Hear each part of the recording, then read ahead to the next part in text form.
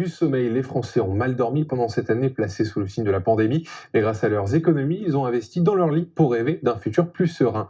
Fabienne Lissac, Lisa Louis. Cloîtrés chez eux à cause du confinement, les Français auraient pu en profiter pour se reposer. En vérité, le stress lié au Covid a perturbé leur journée et leur nuit.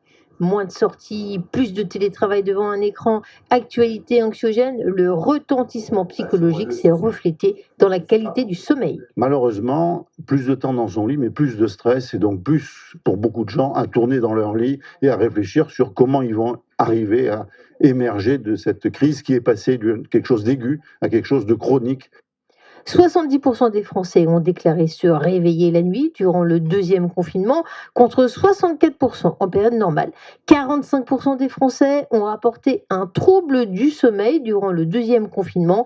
Ils se sont aussi plus souvent réveillés la nuit qu'avant le premier confinement. Les femmes et les jeunes ont accusé plus de fatigue lors du deuxième confinement. L'enquête montre très clairement que les 18-24 ans sont fortement impactés par la situation. Donc ils dorment moins bien, et beaucoup moins bien que les autres. Mais en plus, il y a une dimension anxieuse et surtout dépressive qui est au premier plan. Et vous savez que la dépression est une des maladies qui donne le plus de troubles du sommeil. À quelque chose, malheur est bon, davantage focalisés sur leur foyer, beaucoup de gens ont changé de literie. Les ventes de matelas ont augmenté pour le plus grand plaisir des fabricants. On a constaté cette année que les clients prenaient soin de leur intérieur puisqu'ils y passent du temps.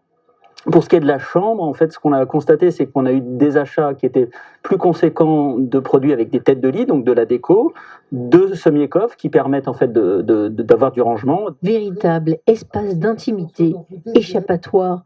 Le lit en dit bien plus sur nous qu'on ne le pense. C'est le support des rêves, c'est le support du corps, c'est très important. On redevient un enfant, voilà.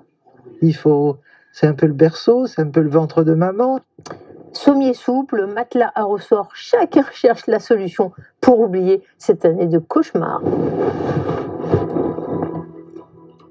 Et on arrive à la fin de cette édition. Restez avec nous sur i24 News.